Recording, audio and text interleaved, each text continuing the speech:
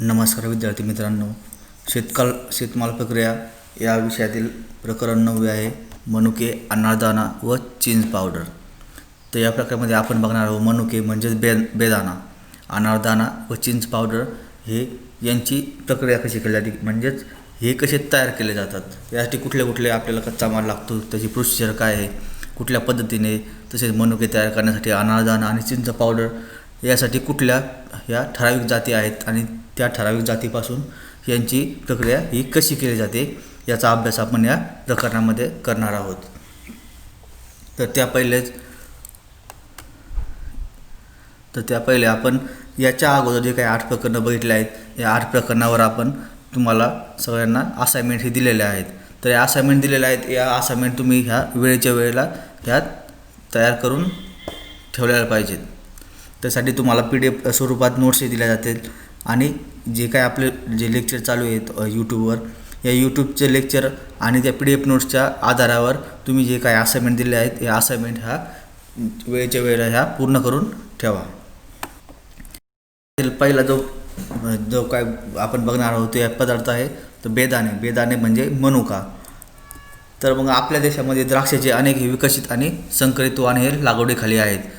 तर यामध्ये आपले विकसित आणि संकरित वाण, तर आपण जे चौथा प्रकरण बघितलं कच्च्या मालाची निवड, यामध्ये आपण बेदाणा तयार करण्यासाठी कुठल्या जाती हा वापरल्या जातात ह्या किंवा कुठल्या वाणापासून आपण बेदाणे हे तयार करतोय, आपण हे पाठीमागच्या चौथ्या प्रकरणामध्ये बघितलेलं आहे। तर मग ते वाण कुठले पाहिजे, बेदाणा तयार करण्यासाठी द्राक्षाचे जे काही वाण आहे त्या वाणांची निवड करण्यासाठी कुठल्या बाबी आहेत का, कुठल्या बाबींचा विचार करून आपण बेदाणे तयार करण्यासाठी द्राक्षाच्या जाती हा निवडल्या जातात। तर त्या आहेत, त्यामध्ये जे काय आपण वाण निवडणार आहोत, म्हणजे जी काय जातीची द्राक्षे आपण निवडणार आहोत, तर बेदाणे तयार करण्यासाठी जो काय वाण आहे त्या वाणाचे मणे, म्हणजे द्राक्षे असतात त्या द्राक्षाचे जे फळं असतात त्याला आपण मणी असे म्हणतात। तर त्या मण्यांची साल ही जर आपल्याला बेदाणे तयार करताना द्राक्षाच्या मण्यांची साल ही पातळ असावी लागते। तसेच मण्यांचा गर हा घट्ट असावा, तसेच मण्यांचा रंग एकसारखा व गर्दा असावा। मग जे काय आपण जातीचे किंवा ज्या वाणाचे आपण द्राक्षे निवडणार आहोत बेदाणे तयार करण्यासाठी, त्या द्राक्षामधील जे काही मणी आहेत त्या मण्यांमधील गर हा घट्ट असायला पाहिजे। तसेच जे काही आपण मणी किंवा जे काही वाण आपण निवडणार आहोत ते सगळ्या मण्यांचा रंग हा एकसारखा आणि गडद असावा लागतो। त्यानंतर जी काही द्राक्षे आपण निवडतो ती द्राक्षे ही एकसारख्या आकाराची तसेच पूर्ण पक्व झालेली असावी आणि ही जी काही द्राक्षे आपण पूर्ण पक्व झालेली असावी, तसेच त्यामध्ये 22 ते 24% एकूण घनपदार्थाचे प्रमाण असावे लागते। शक्यतो जर बेदाणे तयार करण्यासाठी जो काय आपण वाण निवडतो, शक्यतो तो शिरलेत द्राक्षाचा वापर हा बेदाण्यासाठी करावा। म्हणजे आपण हे काही ज्या आपण बघितले आहेत, ज्या काही बाबी आहेत त्या बाबींचा विचार करूनच बेदाणे तयार करण्यासाठी आपण त्या जातीची निवड किंवा वाणाची निवड ही केली जाते।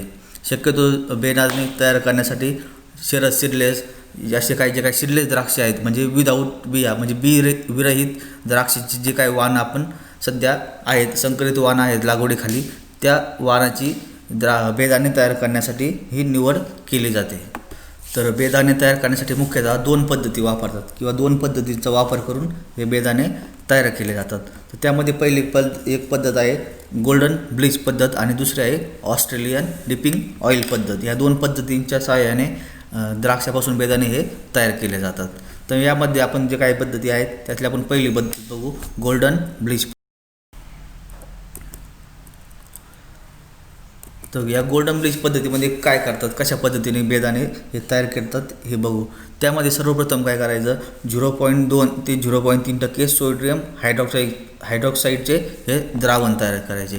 मग सोडियम हायड्रॉक्साईडचे 0.2 ते 0.3% जे टक्केवारी आपल्याला सांगितली, तर ही कशी बनवायची, तर त्यासाठी 10 लिटर पाण्यामध्ये 20 ते 30 ग्रॅम सोडियम हायड्रॉक्साईड हे विरघळून घ्यायचे। म्हणजे 10 लिटर पाण्यामध्ये 20 ते 30 ग्रॅम सोडियम हायड्रॉक्साईड टाकले म्हणजे ते किती होतं, 0.2 ते 0.3% हे सोडियम हायड्रॉक्साईडचे द्रावण तयार होते।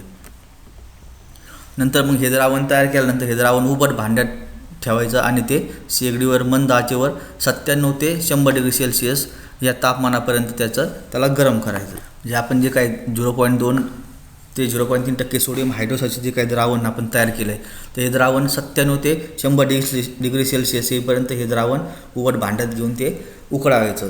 त्यानंतर जेव्हा हे आपण उकळल्यानंतर हे थंड झाल्यानंतर या उकळल्यानंतर हे तेव्हा द्राक्ष हे घड हे पातळ मळमळ कापड असतं त्यामध्ये घ्यायचं. ते त्याची पुरचुंडी तयार करायची. पुरचुंडी तयार करायची म्हणजे थोडक्यात त्याची गाठोड्यामध्ये द्राक्ष घेऊन त्याची पुरचुंडी तयार करून ते गरम पाण्यामध्ये उकळत ठेवायचं. ते 2 ते 3 सेकंद हे बुडवायचं आणि बाहेर काढायचं. तर जी काही आपण ही प्रक्रिया करणार आहोत, तर ह्या प्रक्रियेने काय होतं, तर ह्या प्रक्रियेमुळे ते द्राक्षाचे जे साल आहे ते सालीला तडे जातात. तर हे तडे गेल्यामुळे हे ते सुकवण्याच्या दृष्टीने हे तयार होतात. या प्रक्रियेला असे काय म्हणतात, तर या प्रक्रियेला म्हणतात लाईट डिपिंग. तर हे लाईट डिपिंग म्हणतात. तर लाईट डिपिंग म्हणजे थोडक्यात काय, तर आपण जी काही द्राक्षापासून बेदाणे तयार करणार ही द्राक्षे गरम पाण्यामध्ये 2 ते 3 सेकंद उकळलेल्या गरम पाण्यामध्ये बुडवायची आणि त्यानंतर लगेच बाहेर काढून ती थंड पाण्यात ठेवायची. तर थंड पाण्यात ही गरम आणि थंड पाण्याची प्रक्रिया केल्यामुळे ते द्राक्षाच्या सालीला तळे जातात. तर या प्रक्रियेला म्हणतात लाईट डिपिंग. त्यानंतर लाईट डिपिंग केलेली ही द्राक्षे पसरट जाळीच्या ट्रेमध्ये पसरून त्यांना सल्फर बॉक्समध्ये गंधकाची धुरी द्यायची. तर मग जी काही आपण लाईट डिपिंग केलेली द्राक्षे म्हणजे ज्या द्राक्षाची साली आहेत त्याला तडे गेले आहेत अशा द्राक्षांना गंधकाची धुरी द्यायची. तर मग 10 किलो द्राक्षाला 20 ग्राम या प्रमाणात 2 तास धुरी द्यायची. म्हणजे 10 किलो द्राक्ष असेल तर त्याला 20 ग्रॅम गंध घेऊन 2 तासापर्यंत या द्राक्षांना गंधकाची धुरी द्यायची.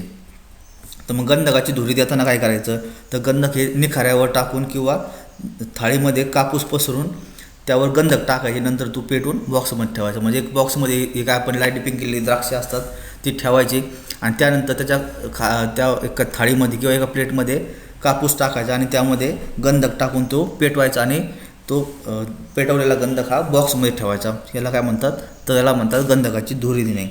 मग या काय होतं, गंधकाच्या धुरीमुळे काय होतं, तर गंधकाच्या धुरीमुळे जे काही बेदाणे असतात त्यांना सोनेरी पिवळा रंग येऊन त्यांना साठवण्याच्या काळात बुरशी लागत नाही. तर थोडक्यात सांगायचं म्हणजे काय, तर गंधकाची धुरी दिल्यामुळे जी काय जेव्हा आपण साठवतो हे बेदाणे तेव्हा त्या काळामध्ये त्यांना बुरशी लागत नाही आणि बेदाण्यांचा रंग हा सोनेरी पिवळा येतो.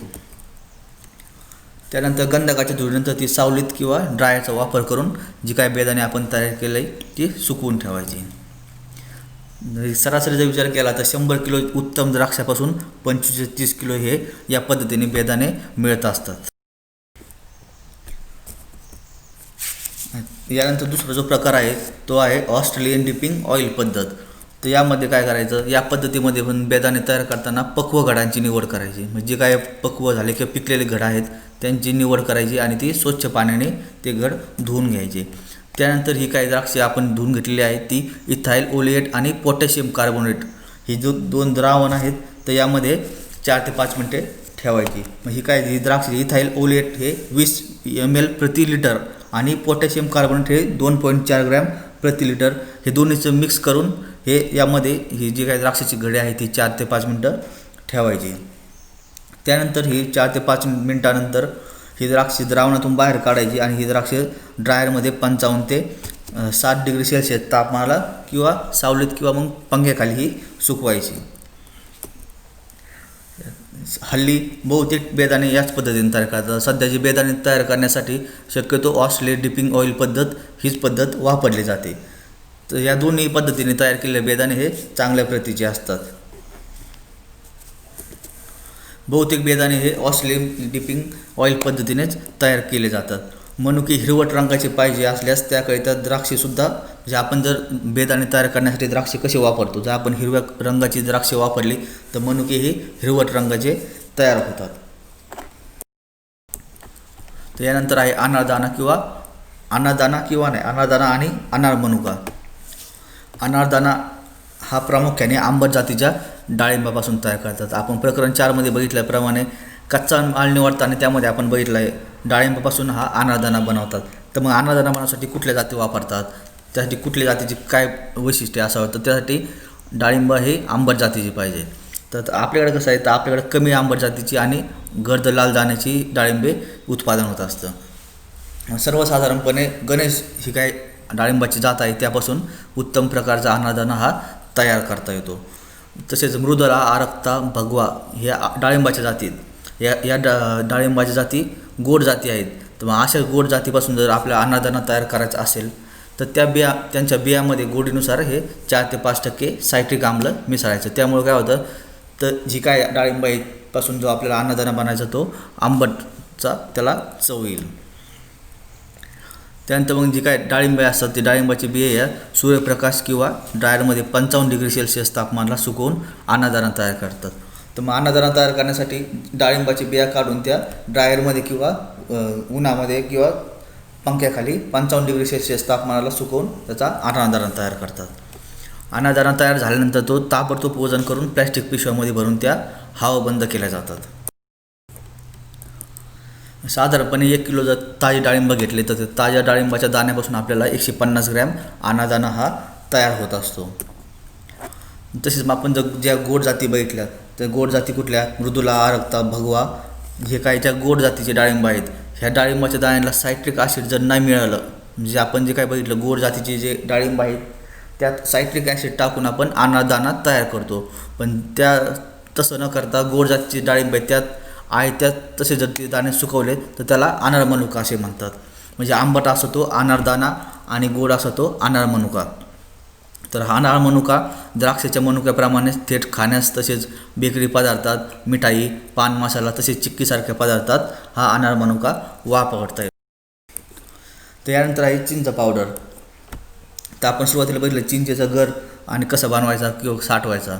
तर चिंच पावडर बनवण्यासाठी चिंचेच्या गरापासून पल्पऐवजी पावडर वापरणे जास्त सोयीचे ठरते.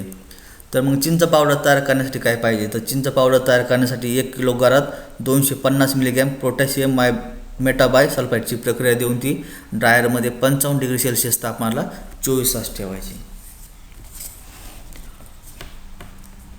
पावडर तयार करताना जास्त प्रमाणात उष्णता निर्माण होऊन गरास गोळे होण्याची दळण्याची प्रक्रिया ही अवघड येते. मग यावर उपाय म्हणून काय करायचं असतं तर मग गरात 30 ते 50% पर्यंत मकाचा स्टार्च मिसळायचा. जेव्हा आपण गर तयार करतो तेव्हा गर तयार करताना ती दळत असताना त्याचे गोळे तयार होतात. मग ही गोळे तयार होऊ नये त्यासाठी गरामध्ये 30 ते 50% हे मक्याचा स्टार्च मिसळायचा. त्यामुळे काय होतं जेव्हा आपण पावडर तयार करताना तिची गोळे तयार होत नाही. त्यामुळे दळण्याचं काम हे सुलभ होते. त्यानंतर मग ह्या जी काय पावडर बनवायची पावडरची प्रत ही उत्कृष्ट दर्जाची तयार होते. याशिवाय जर आपण स्टार्चयुक्त चिंच पावडर अनेक पदार्थास वापरण्यास हे योग्य ठरते. त्यानंतर जर गर आपण ग्राइंडर मशीनमध्ये दळत असतो तर ग्राइंडर मशीनमध्ये तो दळत असताना घरात 5 ग्रॅम कॅल्शियम स्टिअरेट मिसळावे म्हणजे दळण्याचे काम हे सुलभ होते. म्हणजे कॅल्शियम स्टिअरेट जर आपण चिंचेच्या पावडर दळताना जर वापरला तर त्यामुळे दळण्याचे काम हे सुलभ होत आहे. मग जर अशा प्रकारचे आपण चिंचेचे पावडर तयार करतो या चिंचेच्या पावडरचा उतारा साधारणपणे 85 ते 90% हा मिळत असतो. पावडर साठवणे सामान्य तापमानाला 150 पेक्षा जास्त दिवस चांगल्या अवस्थेत राहू शकतो. अशा पद्धतीने जर चिंचेचे पावडर आपण तयार केले तर ही चिंच पावडर 150 किंवा त्यापेक्षा जास्त दिवस ही साठवून किंवा चांगल्या अवस्थेत ही राहू शकते.